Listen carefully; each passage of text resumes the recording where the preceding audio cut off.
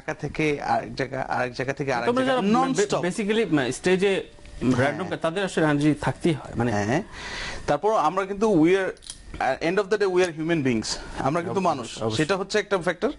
কিন্তু যখন আমাদের এন্টারটেইনমেন্টটা ওই গান যখন আমরা স্টেজে দাঁড়ায় যাই তখন মনে হয় উই বিকাম সব ভুলে যাই। তখন ওই জার্নি, ওই কষ্ট, এরকম বহু অ্যাক্সিডেন্ট, বহু ইনসিডেন্ট আমাদের যাত্রাপথে। আমি একটা ছোট ঘটনা শেয়ার করি। ঝিনাইদহ থেকে শো করে ফিরছি, তো এক ডিবির গাড়ি হঠাৎ করে আমাদেরকে ফলো করা শুরু করে। তো আমরা মনে করি তারা ডাকাত, আর তারা মনে করে আমরা ডাকাত।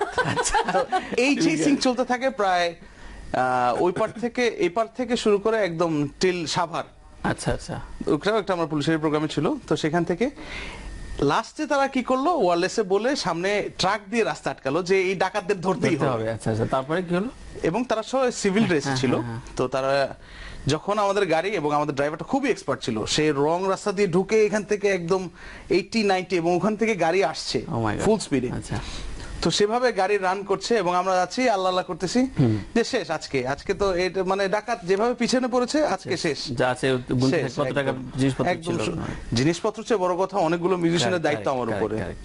তো সবাই যখন লাস্ট ওই ট্রাকের সামনে এসে ব্রেক করলো, পুরো গাড়িতে তারা আর্মস ঠেকিয়ে দিল। আর্মস থেকে বললো গাড়ি থেকে নামেন। তখন তো মনে হচ্ছে ইলিগাল আর্মস। হ্যাঁ শেষ।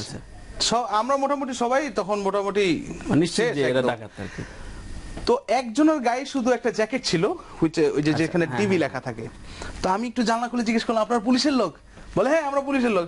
আমি তখন হাসছি, আল্লাহ বাঁচায়, সে যে আপনারা পুলিশের লোক। বাবা মা আসলে তুলনা চলে না। তারপরও নিজের আমি যদি বলি যে নিজের ভাবনাগুলো যখন ফেসবুক স্ট্যাটাসে দেখি আখি, তখন কিন্তু একটা কবির মেয়ে বুঝতে পারি যে আখি আলমগীর একজন কবির মেয়ে। পাশাপাশি অনেক রিয়েলিটি, এই দুটো মিশাল। আমি যদি ছোট্ট করে একটু অবজারভেশন বলতে বলি, কি বলবেন বাবা মা সম্পর্কে? বাবা মা সম্পর্কে অনেকে বলেছেন, অনেক জায়গায় বলেছেন, বলার কিছু ওনাদের প্রভাব যদি বলেন, জেনেটিক প্রভাব তো আছে। হ্যাঁ, সেটা লেখনের মাধ্যমে হোক বা আমার পারফরমেন্সে। আমি খুব সহজ করে বলি যে ক্যারিয়ারের সংকটে হলো এমন হয় না যে ক্যারিয়ারের সংকট, তখন আমি বাবার কাছে পরামর্শ চাবো। আমার খুব পার্সোনাল ক্রাইসিস বা পার্সোনাল একটা মোমেন্টে পরামর্শ দেওয়ার কথা মার কাছে, এমন কিছু কোনো বিষয় আছে কিনা যে ফোনটা আসলে আমার বাবা এবং মা দুজন এত বড় মনের মানুষ, আচ্ছা হ্যাঁ, এরকম স্বাধীন চেতা মানুষ আমি দেখিনি। They never criticise me, they never জাজ মি। আমার কোনো ভুল পথ চলা, ভুল ডিসিশন, যত বড় রং আমি করি না কেন, পুরা পৃথিবীর মানুষ আমাকে একদিকে কোণঠাসা করুক, আমার বাবা কুল, মা একদম কুল, অনেক বড় কুল, দে ডোন্ট কেয়ার। প্রতীক, একটু অন্যরকম প্রশ্ন করি যে তোমার সবচেয়ে বেশি গোপন কে জানে? আমার মা। তোমার মা? হ্যাঁ একদম। আমি আমার মার কাছে, আমি পৃথিবীর কারো কাছে কিছু শেয়ার করি না করি, আমি আমার মার সাথে সব শেয়ার করি, এভরিথিং। আচ্ছা আচ্ছা, ইচ এন্ড এভরিথিং। সেটা হোক আমার বেস্ট ফ্রেন্ড তোমার মাই। হ্যাঁ আচ্ছা, সেটা আমার পার্সোনাল লাইফ হোক, পার্সোনাল প্রবলেমস হোক, এনিথিং। আচ্ছা আচ্ছা, কারণ আমি জানি যে এই জায়গাটায় বললে আই ফিল অ্যাকচুয়ালি সেফ, আমার কোনো রিস্ক নাই। হ্যাঁ, এবং আমি নিজেকে আই ফিল যে আমি আসলে কোনো বাইন্ডিংস এর মধ্যে নাই। তারপরে একজন বন্ধু থাকে না যে সেটা জেনেটিক ছেলে মেয়ে হোক, থাকে না যে তার সাথে খুব বেশি শেয়ার করা হয়, বা এমন কোন বন্ধু আছে? নাম বলতে চাই, একটু নামটা আজকে শোতে শুনি না। কাজী মোহাম্মদ জামালউদ্দিন, নাও হি লিভস ইন চায়না। আচ্ছা, সো ওর সাথে আমার প্রোগ্রামের ইউটিউব লিংকটা তাকে দিয়ে দিব। খুশি হবে। আখি আপা, এবার একই প্রশ্ন যদি বলি যে এটা কিন্তু খুব মিলিয়নিয়ার প্রশ্ন, মানে $1 মিলিয়ন প্রশ্ন, যে আখি আপা সবচেয়ে গোপন এবং সবচেয়ে হালকা হন, সবচেয়ে খোলামেলা কথা বলেন, এমন মানুষ কিন্তু আছে, সবার জীবনে থাকে। আমার মেয়েরা। বাহ, আমি আর কারোর সাথে কিছু গেস করছিলাম এরকম একটা উত্তর। আমার 2 মেয়ে। আচ্ছা আচ্ছা, মানে এমনও কথা আছে যেটা আমি হয়তো আমার মা টেনশন করবে বলে মাকে অনেক কিছু বলি না। অনেক কথা আছে মারা বেশি টেনশন করে, আগে মাকেই বলতাম। কিছু ক্ষেত্রে আমি বাবাকে বেশি বলি, বাবার সাথে আমার বন্ধুত্বপূর্ণ সম্পর্কটা বেশি। এখন আমি আমার মেয়েদেরকে সব বলি।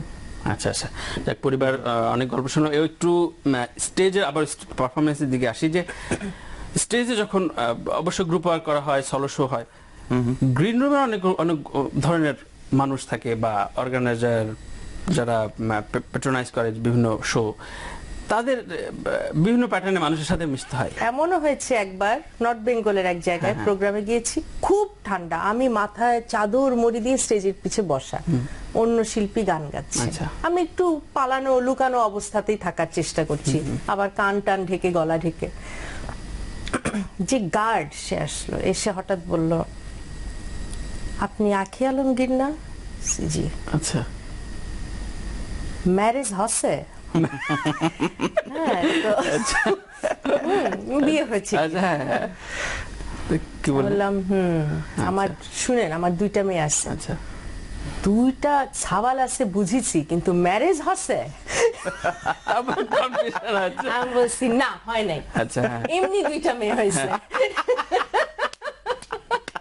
তখন সে খুব খুশি হলো। আচ্ছা। এর আগে সে খুশি হচ্ছিল না। হচ্ছিল না? না, কারণ এটা মানে বলার এরকম- পরে সে জিজ্ঞেস করছে ম্যারেজ হসে, ম্যারেজ হসে। আচ্ছা, একটা বিষয় দুজনের কাছে একটু জানতে চাই যে স্টেজে যখন গান চলে তখন চিরকুটে নানা ধরনের গানের রিকোয়েস্ট আসে, এক্সেপশনাল কোনো কিছু লেখা থাকে? হ্যাঁ হ্যাঁ, প্রেমপত্র চলে আসে, ফোন নাম্বার আসে। ভালোবাসি, হ্যাঁ, মরে যাবো, ভালোবাসি, বহু আমার নামটা অবশ্যই দর্শকের সামনে একবার বলবেন, একবার আমি বলবেন। অমুকের চেয়ারম্যান, অমুক জায়গায়।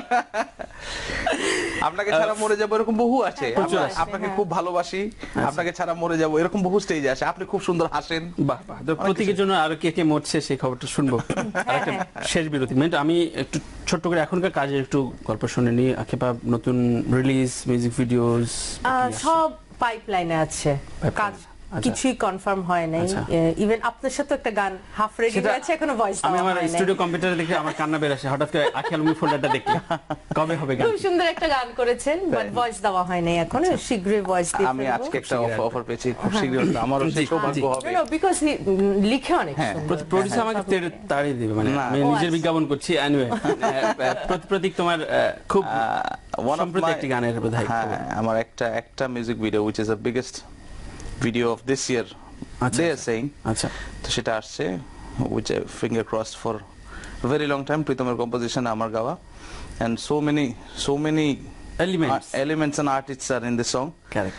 একটু উল্লেখ করে দিই, জাহিদ হাসান ভাই আছেন। এই গল্পটি ছোট করে বলো, যে জাহিদ ভাই এবং কাজ করেন প্রথমবার এবং এই- সারা রাত শুটিং হলো, হ্যাঁ। একটু ছোট করে যদি শুনি। বেআইন সাহেব গানটার নাম। বেসিক্যালি আমাদের কোম্পানি, আমাদের এবং প্রীতমদের সবার একটা মোটো ছিল যে হিন্দি গানে যে নাচা হয় বিয়ে বাড়িতে স্পেসিফিক্যালি, ওই জায়গাটাকে আমরা মানে ক্রসিং করার জন্য আমাদের এমন একটা গান তৈরি করা যে স্পেসিফিকলি বিয়ে বাড়িতে যে গানটা বাজবে। আচ্ছা আচ্ছা আচ্ছা, এই শোতে একটা শেষ একটা সেগমেন্ট রাখি যে পরস্পর, অর্থাৎ প্রতীকের সম্পর্কে আসলে আপনি কি জানেন বা আপনি সম্পর্কে প্রতীকের সম্বন্ধে না না না, আমি প্রশ্ন করব। আপনি কেন আপনি? বলছেন? আমি বলছি প্রতীক যদি বলি। আচ্ছা আচ্ছা, একটা প্রশ্ন নম্বর 1, হ্যাঁ,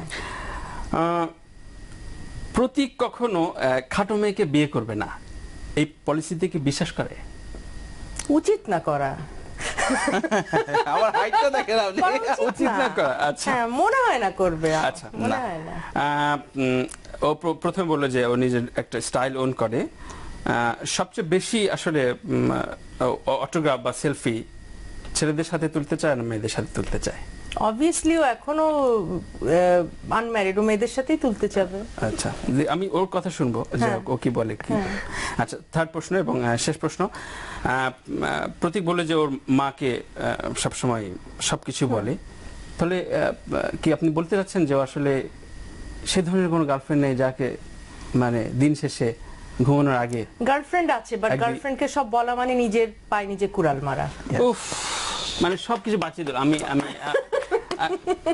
তিনটাতে ক্লাস একদম একদম। আচ্ছা she is my sister, she knows everything. আচ্ছা আচ্ছা, আর আকিব আমাকে একটা খুব সুন্দর নামে ডাকে, I'm his baby brother. Baby Baby brother. brother. Baby brother always.